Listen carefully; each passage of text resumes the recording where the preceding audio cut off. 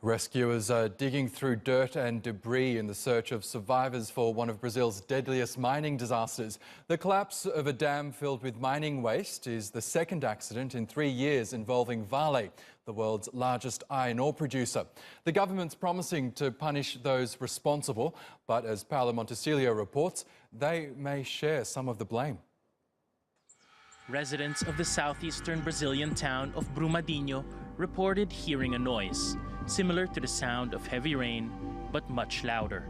It was a warning that came too late for many. When I came down, I saw that there was a mountain of trees, water crashing down, trees toppling over. It was then that I saw it was the dam.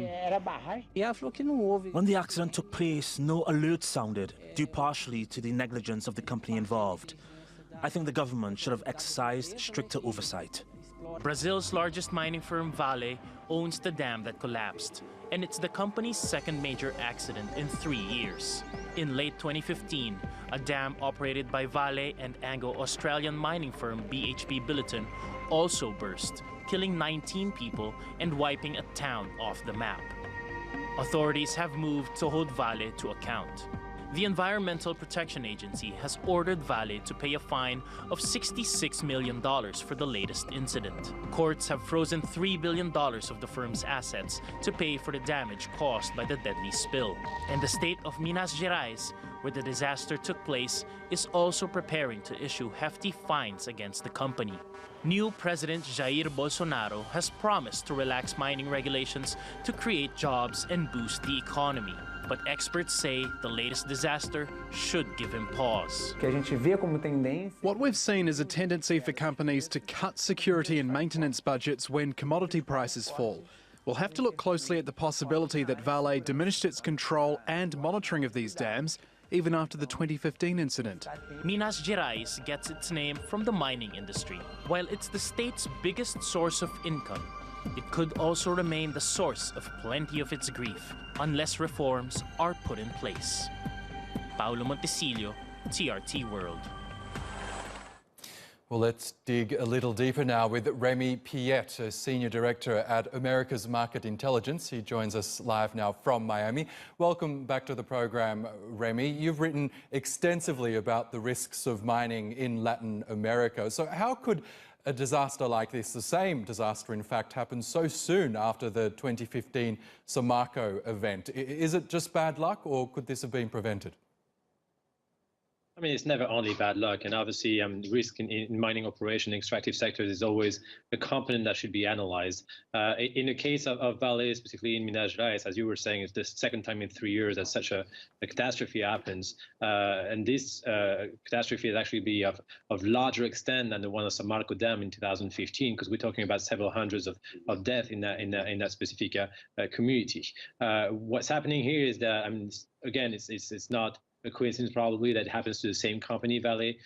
We would have to wait for the conclusion of the investigation, but it's possible that a series of assessment on the quality of those dams must have been failed, and there might have been some inside information that should be dug and brought to the attention of the investigators to understand how is it even possible that this happens against for Vale. The rural mining community was still in shock after the 2015 events, and there has been a strong limitation on the rise of investment in the mining sectors, a sector that actually can be holding promises for the long-term development of remote areas far away from cities. So if sustainable mining is done right, it's possible to do it. But if other companies, such as in that case Vale, do not abide to a series of regulation, then we actually are facing the damning consequences of such catastrophe, yes. We know Brazil now has a very business-friendly president in power. What role does the Brazilian government play in all this? Do they need to make changes to the laws that govern mining in the country? Brazil is a very specific country in the sense that the decisions in terms of regulations for mining do not only come from the federal government, in that case Bolsonaro, but also from the state entities. And Minas Gerais is a state which has a very strong history of mining. There are some very professional companies working in the mining sectors in Minas Gerais. The fact that you had an arrival of a new president, Jair Bolsonaro, which is much more business friendly, was supposed to be bringing much more impetus to the rise of more investment in the mining sector, and potentially opening some jurisdiction in some territories that were not open to mining for at the moment. But when you're looking at environmental regulations, when you're looking at the capacity of mining companies to operate, sustainably mining operation, then it also depends much more on the state structure than in that case the province of Minas Gerais than it is from the federal government. Obviously, if you look at the long-term repercussion of this, you might have a more limited impact of the capacity of Bolsonaro to liberalize the sector, and that might be also a stronger focus for mining companies to operate very strongly and professionally in the mining sector. There's very good companies, Anglo Ashanti, Anglo American, that actually have proven in Brazil that they were able to sustainably develop strong mining operations for the well-being of communities, also, and the development of the regions. Others, unfortunately, probably do not follow the same rules and regulations.